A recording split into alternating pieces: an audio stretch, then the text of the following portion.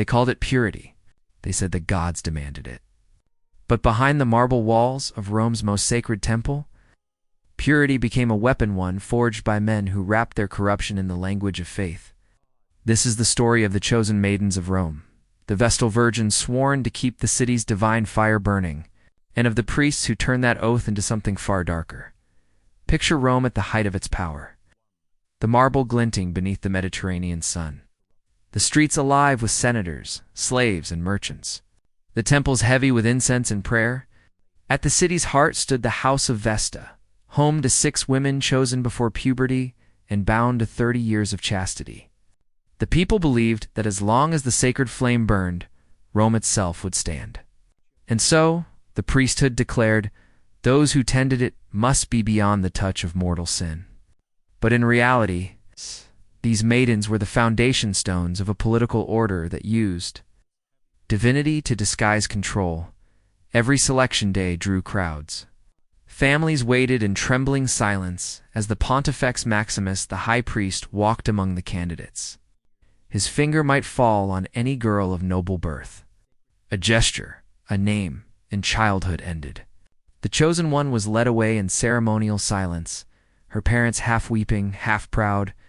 She would never marry, never bear children, never return home.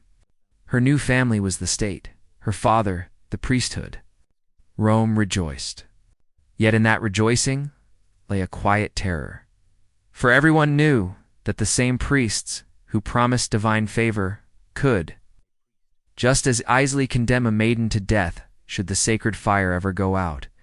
Inside the temple, the walls absorbed secrets. The Vestals' lives followed ritual precision, dawn prayers, tending the eternal flame, preparing salted meal for sacrifices. They moved in silence, wrapped in white symbols of the city's spotless heart. Outsiders saw calm devotion. Insiders felt an ever-present tension. Every glance of a priest, every whispered command carried the weight of power. The maidens lived under surveillance disguised as sanctity. Rome's religion was politics made sacred.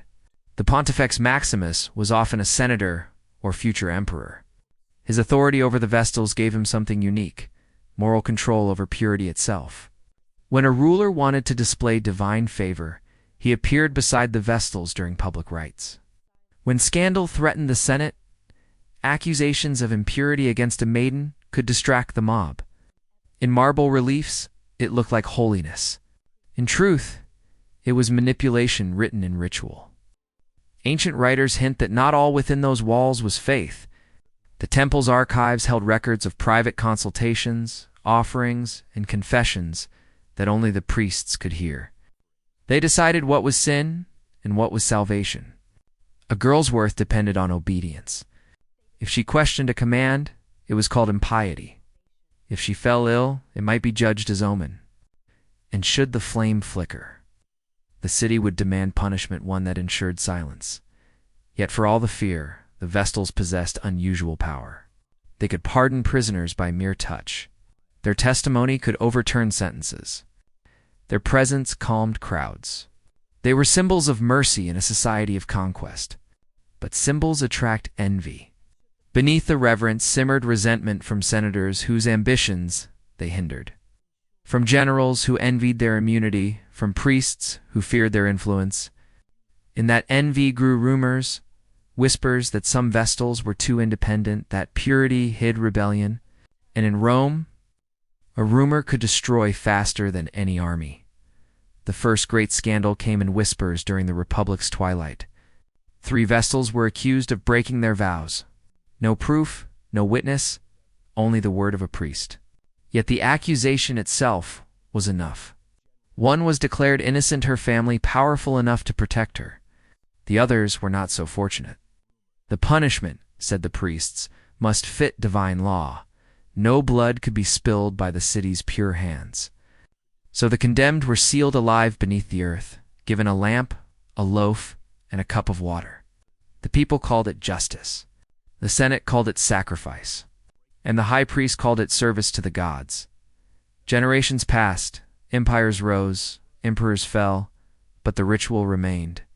Each time the sacred fire wavered, someone paid. The people feared the wrath of the gods, yet few questioned the men who claimed to speak for them. The priests' control became absolute not through armies, but through belief. They decided what was holy, who was guilty, and when Rome itself needed atonement. Still beneath the marble calm, cracks formed. Some vestals left secret inscriptions, brief scratches on stone, prayers for freedom, warnings to future sisters. Archaeologists later found them teeny marks hidden in the foundations of the atrium vesta. Words like "we keep the fire, but who keeps us?" They spoke of confinement behind sacred doors, of endless scrutiny, of lives consumed by an idea too large for human hearts. By the late Empire, the old faith began to rot. The emperors turned to new gods, and the eternal flame flickered not from neglect, but from doubt. Even then, the priesthood fought to maintain control. They paraded the maidens through the forum, proclaiming that as long as purity walked among the people, Rome could not fall. But history was already shifting. The rituals that once bound the city together now revealed its decay. When the fire finally died for the last time in the 4th century AD, it wasn't because of sin, it was because no one believed anymore. The Christian emperors ordered the temples closed, the vestals dismissed. The priests, who had ruled through fear, vanished into history. The maidens returned to a world that had forgotten them. Some married, others disappeared. The house of Vesta fell silent. But in its ruins, archaeologists found traces of strange alterations in the inner sanctum chambers, reshaped in secrecy, with symbols that didn't match official ritual. Even now, scholars argue over their meaning. Were they signs of hidden worship, or evidence that the priests had created something far removed from religion? Whatever the truth, the legacy remained, a reminder that purity, when defined by power, becomes the most dangerous lie of all. Rome's chosen maidens were meant to embody perfection. Instead, they revealed the cost of human control wrapped in divine promise.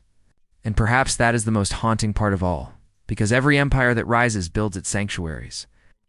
And in every sanctuary, someone must guard the flame. The question is never whether the fire will burn, but who will be allowed to tend it. And at what price, centuries faded. But the story of Rome's chosen maidens refused to die. Even as the Christian emperors erased their temples and renamed their gods, whispers lingered among scholars that the Vestals had left something behind. Some said it was a book of prophecies, others a confession. In truth, what they left was silence and emptiness in the historical record, so deliberate that it could only mean someone had reason to hide it. When Constantine's successors closed the house of Vesta, the pontifex and his attendants were ordered to surrender the archives. Officially, the documents were burned in the Forum as a gesture of triumph over the old gods. But one chronicle from a later monk mentions that certain scrolls were spirited away at night by men in white veils.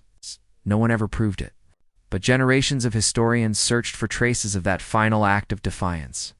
For them, the mystery was not the extinction of a fire, it was what those final guardians knew that the emperors feared. By the 5th century, Rome itself had fallen. Barbarians roamed the ruins where the flame once burned. The house of Vesta collapsed into rubble, its marble reused in churches and villas, and yet travelers reported strange sights near the Forum at night, tiny flickers of light among the stones, as if some remnant refused to die. The Christian chroniclers called them ghosts. Modern archaeologists suspect pockets of methane from the drained sewers.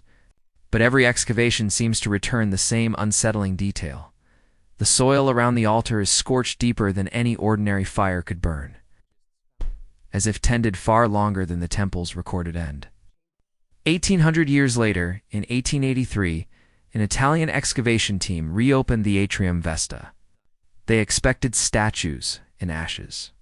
They found rooms that shouldn't exist. Beneath the known foundations lay a sealed passage, leading to a narrow chamber lined with brick and plaster. Inside were fragments of tablets inscribed with formulae half religious, half administrative, and a series of bronze seals stamped with the mark of the last Pontifex Maximus of the pagan era. Among them was one phrase that startled the scholars: Custodia animi urbis, the guardianship of the city's soul. At first, seemed a ceremonial motto, but closer study revealed something stranger. Each seal corresponded to an entry in a partial register listing names of Vestals long after the cult's supposed dissolution. The dates stretched decades beyond the temple's closure. Either the records were falsified or some form, or if the sisterhood had continued in secret under imperial supervision. The discovery reignited debate across Europe. Was it possible that Rome's rulers, even after converting to Christianity, had preserved a hidden order of women to perform state rituals behind closed doors?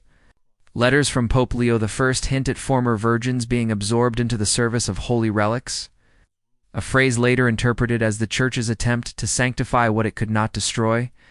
In their transition from priestesses to caretakers of Christian shrines, the women lost their names but not their function, to maintain continuity. To keep the symbol of purity alive for the empire's sake, the trail of evidence runs thin. But one final clue surfaced in the 1930s. When restorers cleaning marble fragments from the Forum uncovered a small lead container sealed with wax. Inside was a tiny disc of baked clay, etched with a familiar emblem of flame enclosed by a circlet beneath it. A line of Latin so delicate it was almost invisible. No serva vima stonec fides mutata est. We kept it until the faith changed. Whether authentic or forged, captured what 2,000 years of rumor had tried to express. That the idea of guardianship had survived even when the gods did not. Today, tourists walk through the ruins of the House of Vesta and see only stone and dust. The marble floors gleam under sunlight. The columns stand half-broken. The sacred hearth is nothing more than a pit fenced with rope. Guides tell of virgin priestesses, of rituals, of discipline and honor. Few mention the politics, the manipulation, the centuries of fear disguised as holiness.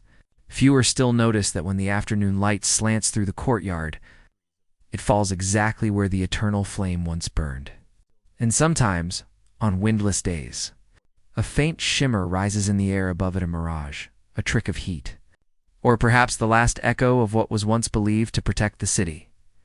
The story of the chosen maidens is not only Rome's past, it is a mirror held up to every civilization that confuses purity with control. The Romans believed that by guarding the fire, they guarded their destiny. Yet, in their quest to preserve perfection, they sacrificed freedom, compassion, and truth. The priests who dictated holiness became prisoners of their own sanctity. The maidens who embodied obedience outlived their masters, not by force, but by endurance. In the end, the secret of the Roman priesthood is not what they did in darkness, but how they convinced a city to worship that darkness as light. The marble temples may crumble, the records may fade, but the question they leave behind still burns quietly through time when power calls itself purity. Who dares to ask what lies beneath the flame?